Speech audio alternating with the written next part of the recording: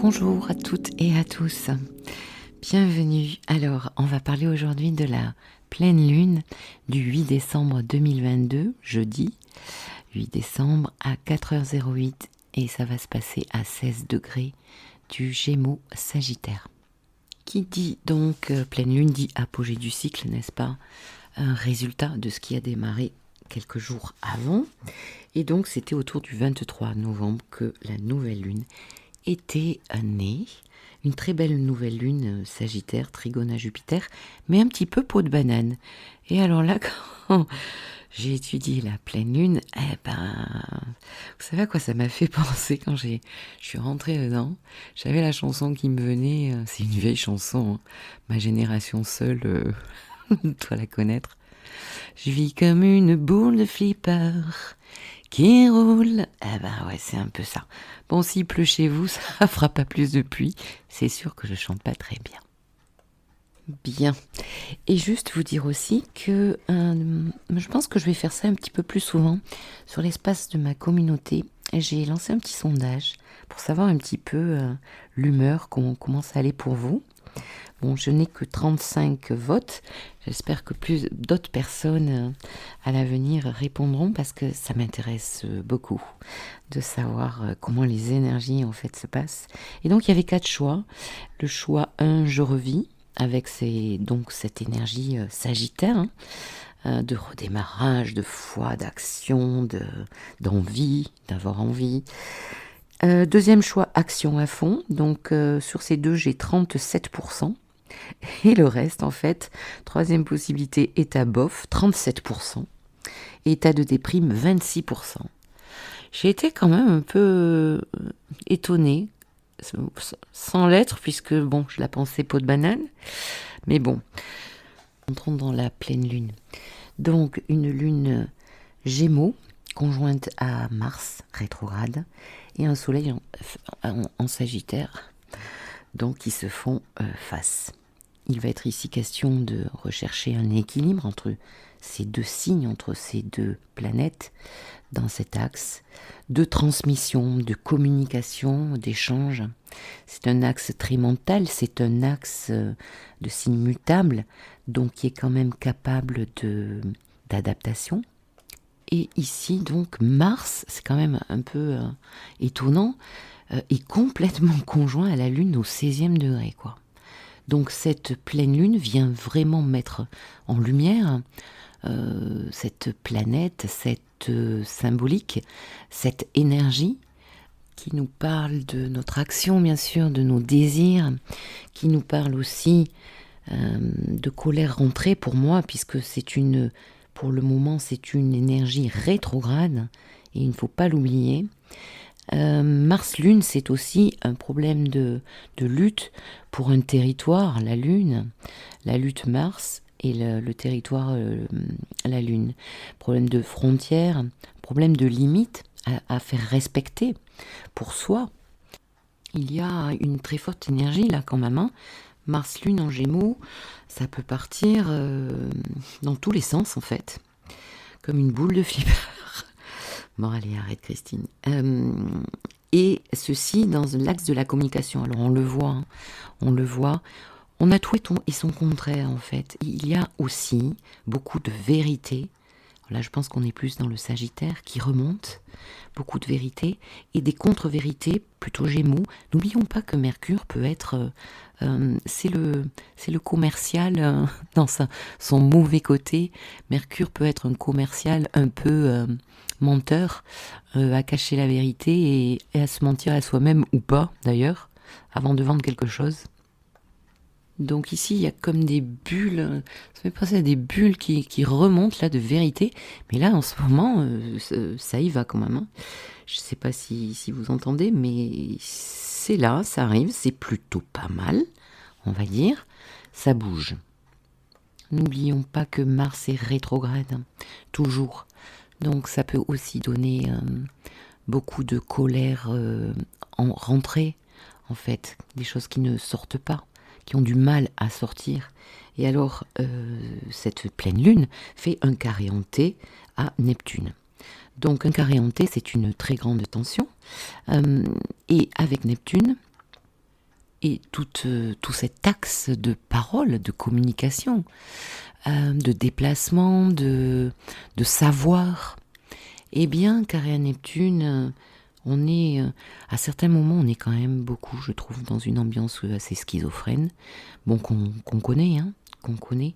Alors là, je parle, c'est sûr qu'on entend pas mal le social dans ce que je dis, mais ça peut tout à fait se répercuter dans nos vies personnelles.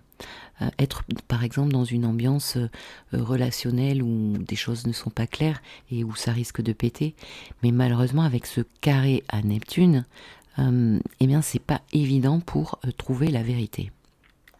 On va dire que la mauvaise foi prend toute sa place.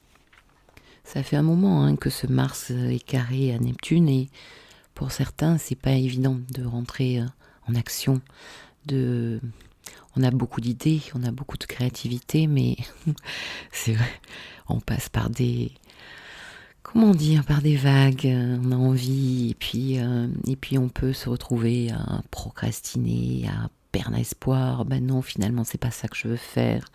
C'est pas évident du tout au niveau de l'action. Et donc, ça peut créer des stases, des espèces de stases énergétiques, mercuriennes, notamment ici, où les choses stagnent, tant au niveau de l'action Mars que émotionnellement, psychologiquement. Et ça, c'est vraiment pas évident. Bon, une bonne nouvelle quand même, c'est ce Neptune là qui est redevenu droit, mais qui est quand même encore dans sa phase stationnaire, donc qui est très puissant dans ce qu'il peut envoyer de plutôt bénéfique ou de plutôt malaisant, difficile. Hein, le mauvais côté de Neptune, on le connaît.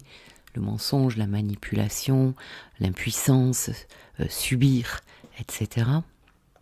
Mais en repassant droit, depuis le 3 donc, décembre, eh bien, nous allons retrouver un petit peu notre foi, nos croyances, l'espoir, nos rêves que nous pourrons réaliser quand Mars redeviendra droit, c'est-à-dire l'année prochaine, à partir du 12 janvier.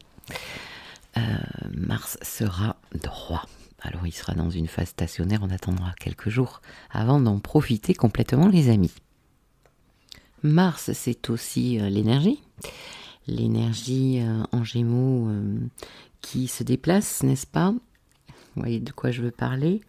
Et donc carré à Neptune toujours, oui je pense qu'on rentre dans le dur de toute manière.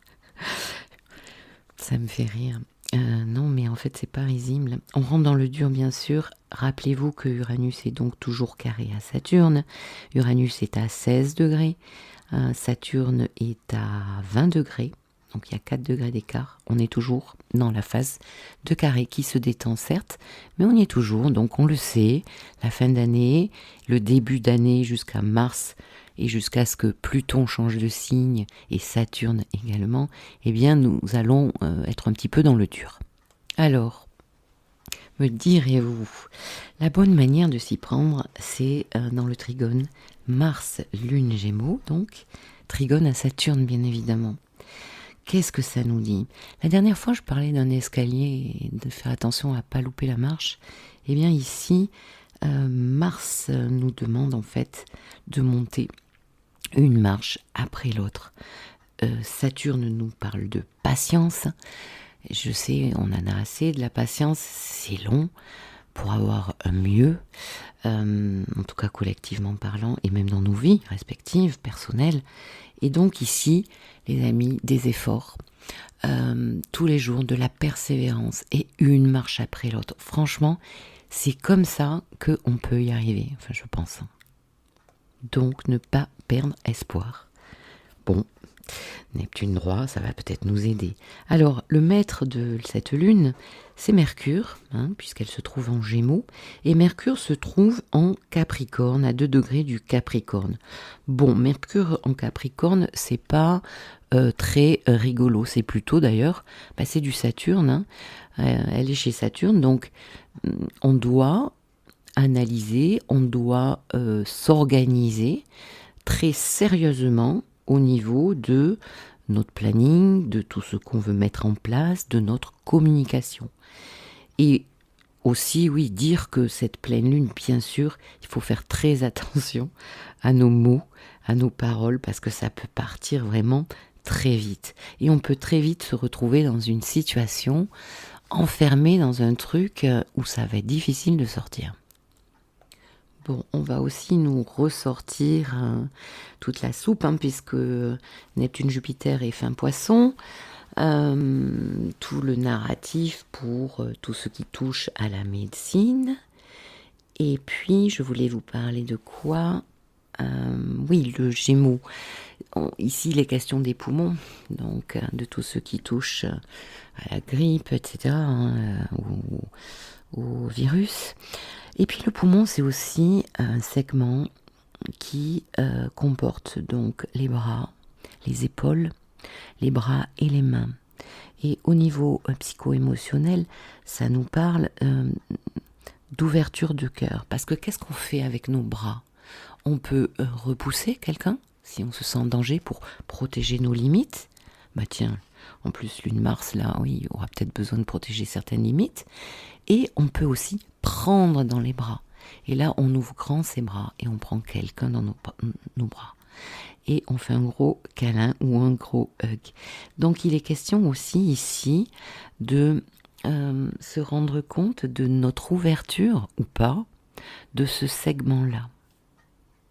Vénus et Mercure donc sont en conjonction, pas dans le même signe. Vénus se trouve à 28 degrés du Sagittaire, donc elle est ici chez Jupiter, elle est en carré à son signe. Donc de l'optimisme comment on dit, il faudra que je cherche le mot. Bref, un grand optimisme possible. Vénus en Sagittaire est enflammée, n'est-ce pas ? Elle a envie de beaucoup de choses, elle a envie de bouger, de voyager, d'envolée lyrique. Et carré à Jupiter, eh bien, il peut y avoir Jupiter et Neptune, de grandes déceptions aussi, quant à ce qui touche au relationnel. Et bon, vu que cette pleine lune nous parle de beaucoup de relationnel et de communication, bon, attention aux déceptions qu'il peut y avoir. Idem pour Mercure, dont on a déjà parlé, qui est le maître de la lunaison de la Lune. Et donc, il se retrouve aussi, pareil, carré à Jupiter. Donc ici, il peut y avoir beaucoup d'espoir et des contrats, des choses contractuelles, des signatures, oui. D'ailleurs, la loi, tiens, ça me fait penser à cette nouvelle lune, quand même, c'était énorme. Trigone à Jupiter. Ouais, Trigone à Jupiter, mais on en est au 6e 49.3. Ouais. Trigone. Donc, vous voyez, bon, ça dépend où l'on se place. En tout cas, ça a légiféré sec en très peu de temps. C'est ce dont j'avais parlé d'ailleurs lors de la nouvelle lune. Bon, en tout cas, quand je regarde de loin, cette pleine lune, elle me plaît pas trop. Elle sent pas bon. Alors on va voir au niveau événementiel ce qui se passe, mais bon. Et pour finir, non, il y a deux choses dont j'aimerais vous parler. Le soleil qui est à donc 16 degrés et qui est quinconce exact. Alors, en général, on ne parle pas trop des quinconces, mais là, il est quinconce exact à Uranus, conjoint nœud nord. Ça veut dire quoi ? Le quinconce, comme je dis à mes clients, c'est pas une très jolie image, mais on comprend bien comme ça. C'est comme quand vous étiez petit, vous savez, que vous étiez malade, avec, je sais pas, un coup de froid et tout ça. Et à l'époque, on mettait des suppositoires. Et quand votre maman voulait vous mettre un suppositoire, c'était non, surtout pas, au secours. Et pourtant, vous saviez qu'une fois le suppositoire posé, eh bien, vous iriez mieux. Eh bien, pour moi, un quinconce, c'est pareil. C'est-à-dire qu'il y a quelque chose à faire, il y a une action à poser, mais on n'a pas envie, quoi. On n'a pas envie. Et là, ici, il est question avec ce soleil là en Sagittaire, d'aller poser ou de s'ouvrir à une transformation, à un changement, à une opportunité, Uranus, en tout cas à quelque chose, à s'ouvrir à du nouveau, enfin du nouveau, qui est bloqué par Saturne, mais ce carré quand même, il y a des opportunités là, ça y est, ce carré, il est en train de fondre. Donc oui, il y a besoin de s'ouvrir à ce nœud nord là, et à cet Uranus. Donc peut-être dans vos vies, vous voyez des chemins, vous avez une idée de ce que vous pourriez prendre comme chemin et vous n'osez pas. Donc peut-être que là, c'est ce qui nous est présenté. Ouais, peut-être qu'il faut y aller, il faut. Et puis pour finir, je terminerai avec Pluton qui se retrouve pile poil opposé à la lune noire qui se trouve en Cancer. Alors ça sent quand même le karmique les amis, ça. Une lune noire et un Pluton opposé. Alors on sait que ça fait un moment qu'on le vit, et bientôt la lune noire changera de signe, passera en Lion, nous aurons d'autres problématiques à visiter, à nettoyer, il faudra s'organiser.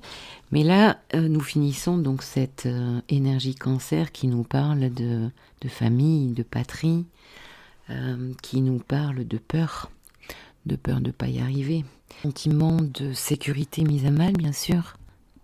Et face à Pluton, avec un sentiment pour la plupart d'entre nous d'impuissance face à une machine qui est très broyante. On peut nous parler de purge, toujours.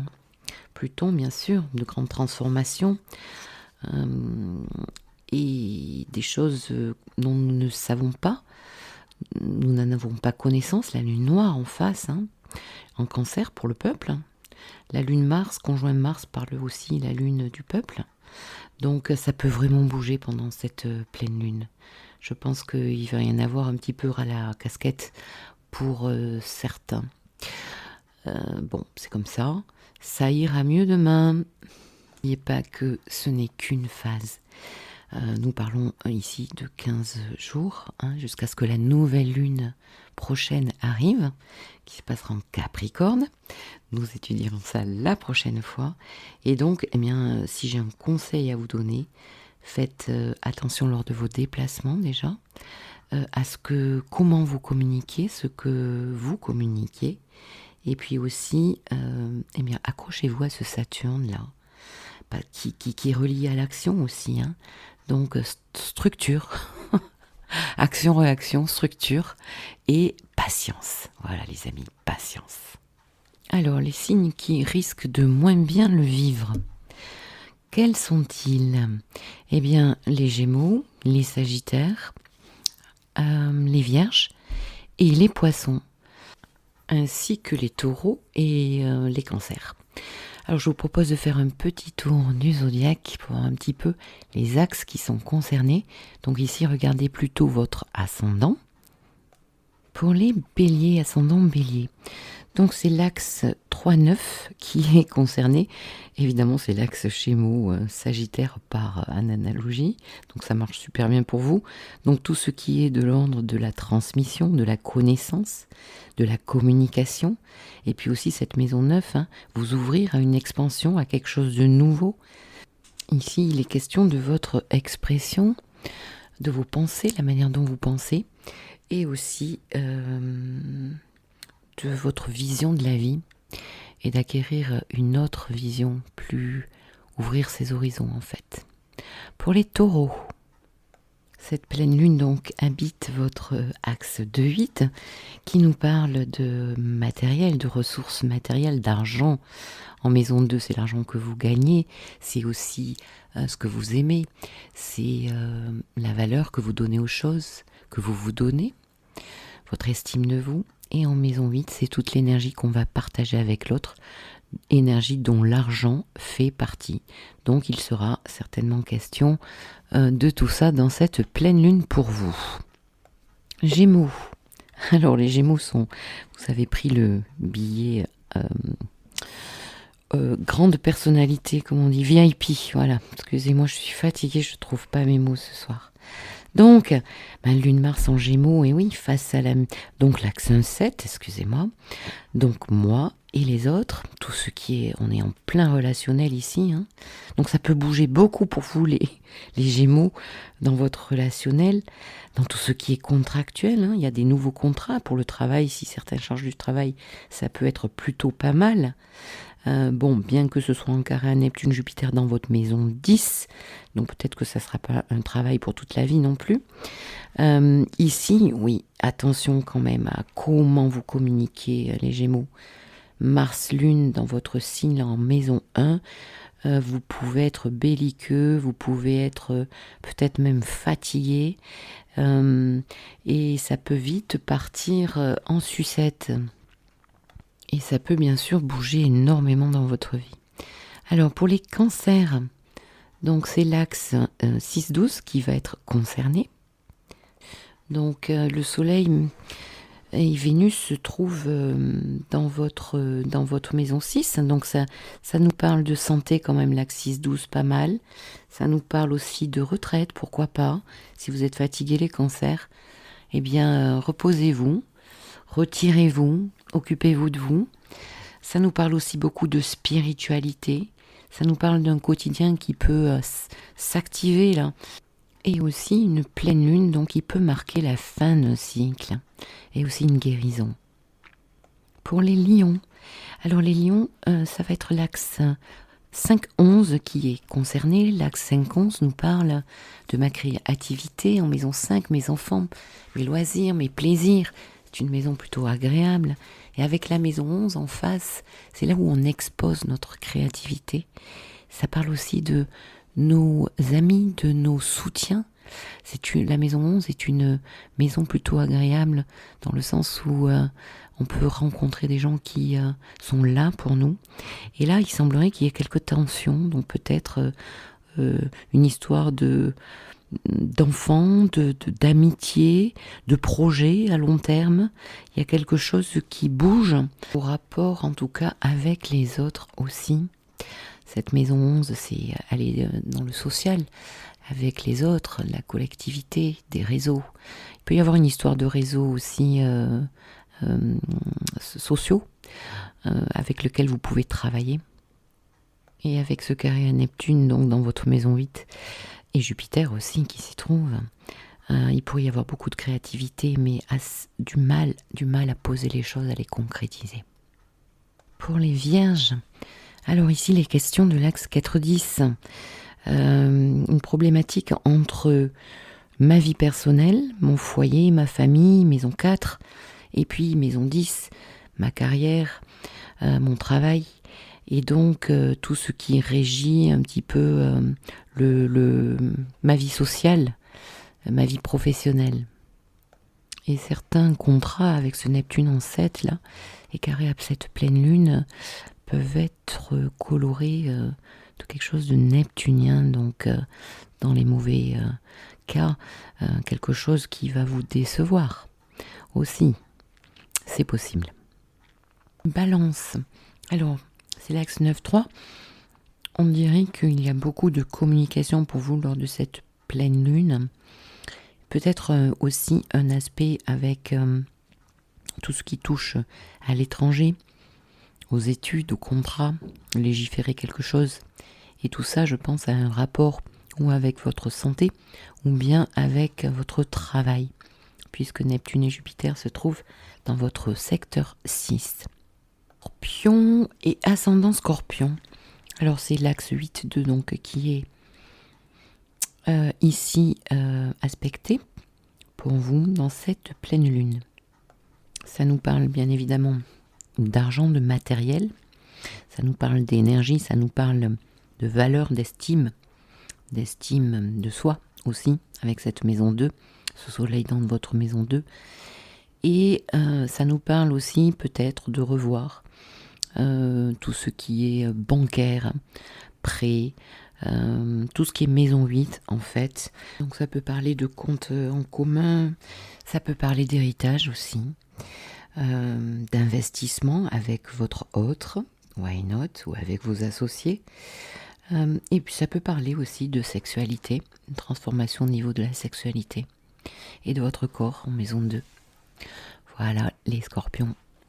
Sagittaire, ascendant Sagittaire, eh bien l'axe 7-1 est concerné, donc nous sommes dans l'axe relationnel et contractuel. Et alors face à vous, les Sagittaires, vous avez le signe du Gémeaux et vous avez peut-être une ou des personnes un petit peu vénères. Avec ce Lune-Mars là, rétro, carré à Neptune en maison 4, ça peut toucher le foyer, la famille, tout ce qui touche à l'immobilier aussi, why not.